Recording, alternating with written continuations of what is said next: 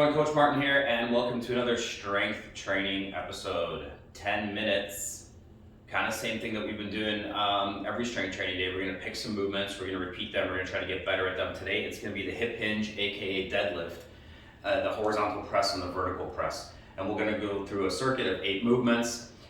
You should know by now to set your timers or set your Tabatas or your phones to 1 minute of work. And I'm going to do 20 seconds of rest with this one because we are going to have to go up and down a little bit with this movement pattern. So the movements are going to be the deadlift or the hip hinge, and we'll do each hip separately. We'll try to engage those hip muscles. We'll talk about what muscles are supposed to be engaged during that movement. And then we'll do a push-up and then a vertical press too. As you notice, I'm going to be using a weight today for my hip hinges and for my pressing. You don't have to do that. If you have a weight, certainly you can grab one. If you don't have a weight, then just follow along and try to engage the right muscles, the muscles that we're talking about during the training. So I got my Gym Boss timer set for 1 minute of work and 20 seconds of rest. And let's go ahead and get started. And we're going to work the right hip first, which means I'm going to stagger my feet. Right hip's going to be about a foot distance away, and I'll have that weight in my right hand and trying to move this right hip. So let's get started. I'll start my timer. It begins automatically. Make sure you have your weight. You staggered your feet. And here we go with hip hinging. So the first thing is I'm going to initiate my movement at the hip. So what I don't want to do is bend my knees very much. I want to push the hips back. And instantly as I do that, I'm going to start to feel this right hamstring and right glute fire. And you can see that that motion's back. I'm trying to not round my back and not extend forward, not reach down like this. And I'm trying to keep that hip motion going back. I have a 20-pound kettlebell here, and I'm already starting to feel both hips, but specifically the right hip. So the movement's nice and easy. Again, this is where I feel the work. And I'm squeezing back. There's my timer. My next movement is going to be a nice, simple going to the ground push-up. When I come back up, I'll do the other hip. Remember in your push-ups that you're pushing the ground away from you. Hands are under the shoulders. I've braced my core, I've squeezed my glutes. I have 3 seconds to go. And here we go. Nice and easy inhale, exhales. I lower myself. It's a controlled lower. And again, I'm pushing away in a controlled manner.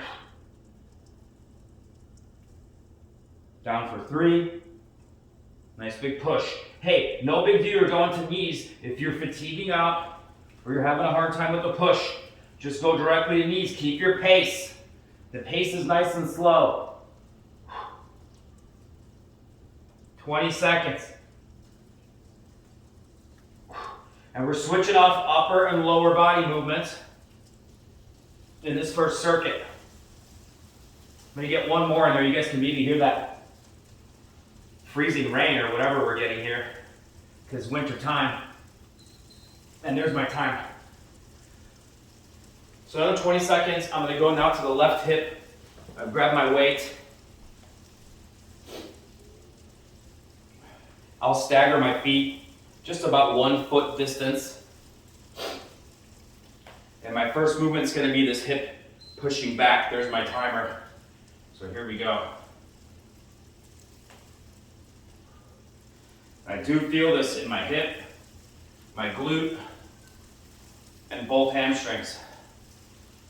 The cornerstone of a good hip hinge or deadlift is that those hips move first. And then I load up my glutes and my hamstrings, which I really feel in this movement. And let's say I didn't want to use the weight. And I could reach somewhere just past that knee or past my knees with my hands. Would give me a really good hip hinge. Sometimes it's easier without the weight and you feel like including weight would be a progression. Want to be careful you don't load the lower back up. Guys, these look easy, they seem easy. I'm really firing up the posterior part of my legs here. And there's my timer. So we got that fourth movement, or our second ground movement, and it's going to be a bear position press. So I want to kind of get heels dug into the sand, kind of chest and head are up. I'm really bracing here in my abdominals. I have 2 seconds to go, and I have my weight, and I'm simply going to press that weight overhead and control it back down. So 2 things going on here. 1, I got to sit nice and upright and not crunch down and collapse like this. So that's a lot of core musculature. 2, I'm pressing this weight overhead, which is making it much more challenging for me to hold that good position. No weight. Same thing. Don't let that rib cage come down. Don't let the sternum collapse. Stay nice and upright. 18 seconds. Right, I'm gonna grab my weight. A little bit more work. I know I'm coming back up to my feet to hit my hip hinges. If you feel lower back on this, guys, I can go crisscross applesauce. Take a lot of pressure off my lower back. There's my timer. All right, so we're halfway done. And now we're going to repeat the same movements, because repeating movements is going to give us our best chance to get better and learn the movement pattern, right? We can't change movement patterns too often, or else we're not really going to make progress. Small change here. I'm going to float this foot now. And this will change the way my hip hinge works. I no longer have support of that right foot. And hopefully I'm moving the hip back first. Now this is more stability. I definitely feel only one hip now, and that's the left. And if I don't like this movement, I'm staying in that stagger and pushing the hips back. So one of these will feel better for me, meaning I feel more hamstring. And I feel more glute, hips back. Far more challenging on one foot. I can feel this medial glute loading up, so runners, this single leg version is really your go-to movement for stability. There's my timer. I'm back to my push-ups. And I'm going to do them the same way. I want to go nice and slow on the way down. I want to take my time. Push-ups can already be challenging for you. Don't compensate by going quicker. Don't compensate by reducing your range of motion. The best way to get stronger at them is just to do the push-up. Here we go, 1 minute.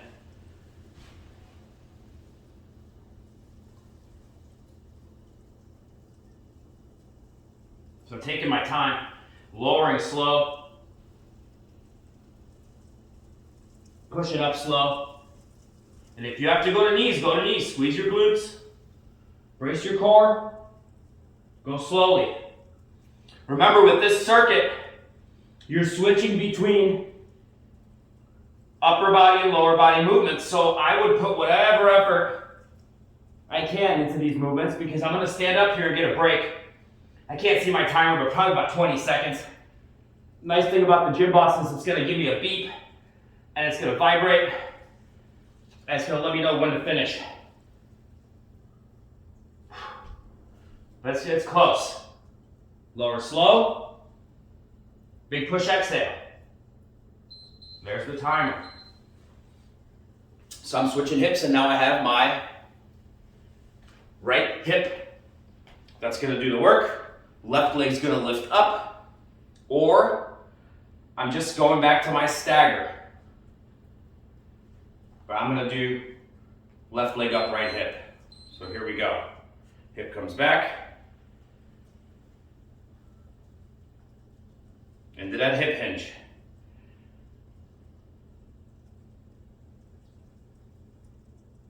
Taking my time. Not rounding forward. I'm not really reaching that kettlebell to the ground. I could bring that kettlebell up here and do a good hip hinge.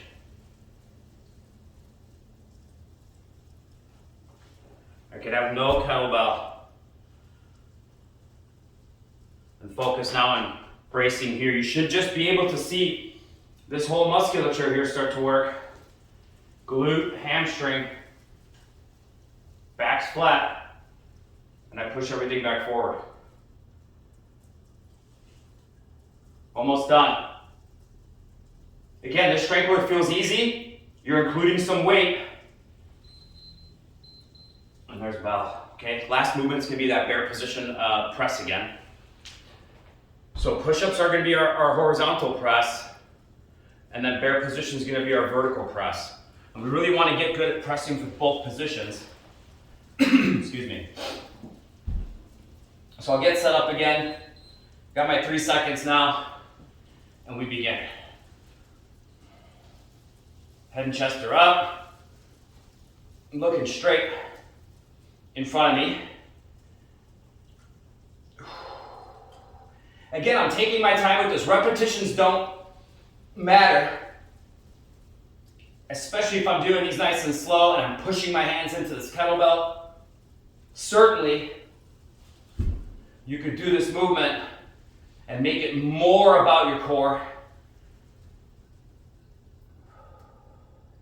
We're getting close to that final bell. Nice work. Really simple day today. And I think one of the workouts that are absolutely repeatable. Key to repeat this one. Okay? Especially since I'm only really taxed on my push-ups and my vertical pressing. There's the bell. That's round 8. That's 10 minutes. Guys, you did awesome. Like I said before, highly repeatable workout. Focus on those hip hinges. Try to feel the work in the deadlift and the hip hinge in your glute and your hamstring. Not really your quads, certainly not your lower back. Conclusion of the workout. Nice job. As always, if you guys have any questions about anything, reach out to myself or Coach Megan. Great work today, and I hope that this video helps you with hip hinging and deadlifts.